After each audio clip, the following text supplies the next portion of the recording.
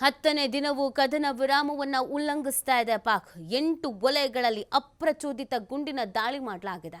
ಕುಪ್ವಾರ, ಬಾರಾಮುಲ್ಲಾ, ಪೂಂಚ್, ರೌಚರಿ, ಮೆಂಧರ್, ನೌಶೇರಾ, ಅಕ್ನೂರ್, ಸುಂದರ್ ಬನಿ ವಲಯದಲ್ಲಿ ಫೈರಿಂಗ್ ಮಾಡಲಾಗಿದೆ.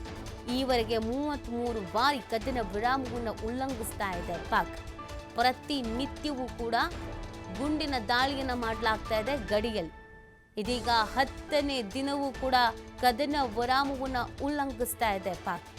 8 ವಲಯಗಳಲ್ಲಿ ಅಪ್ರಚೋದಿತ ಗುಂಡಿನ ದಾಳಿಯನ್ನು ಮಾಡಲಾಗಿದೆ.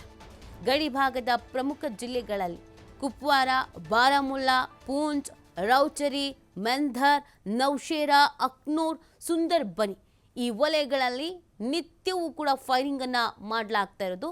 ಟೋಟಲ್ ಆಗಿ 10 ದಿನಗಳಲ್ಲಿ 33 ಬಾರಿ ಕದನ ವಿರಾಮವನ್ನು ಉಲ್ಲಂಘಿಸ್ತಾ ಇದೆ ಪಾಕಿಸ್ತಾನ. ಅದಕ್ಕೆ ತಕ್ಕ ಉತ್ತರವನ್ನು ನಮ್ಮ ಭಾರತ ಸೇನೆ ಕೂಡ ಕೊಡ್ತಾ ಇದೆ.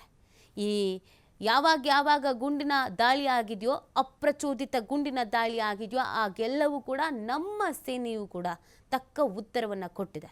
ಮತ್ತು ಈ ಭಾಗದಲ್ಲಿ ಹೆಚ್ಚಿನ ಭದ್ರತೆಯನ್ನು ವಹಿಸಲಾಗಿದೆ. ಹೆಜ್ಜೆಗೂ ಕೂಡ ಇಲ್ಲಿ ಎಚ್ಚರಿಕೆಯನ್ನು ವಹಿಸಲಾಗ್ತಾ ಇದೆ.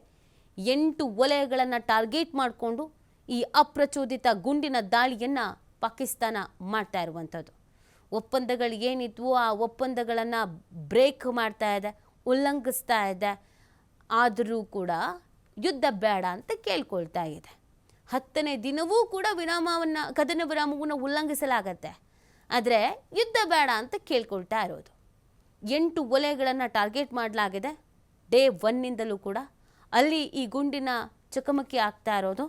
ಕುಪ್ವಾರ ಮತ್ತು ಬಾರಾಮುಲ್ಲಾ ಮತ್ತು ಪೂಂಚ್, ಹಾಗೆಯೇ ರೌಚರಿ, ಮೆಂಧರ್, ನೌಶೇರಾ, ಅಕ್ನೂರ್, ಸುಂದರ್ ಬನಿ ಈ ಭಾಗಗಳನ್ನು ಟಾರ್ಗೆಟ್ ಮಾಡಿಯೇ ಇಲ್ಲಿ ಗುಂಡಿನ ದಾಳಿಯನ್ನು ಮಾಡಲಾಗ್ತಾ ಇದೆ ಪಾಕಿಸ್ತಾನದಿಂದ.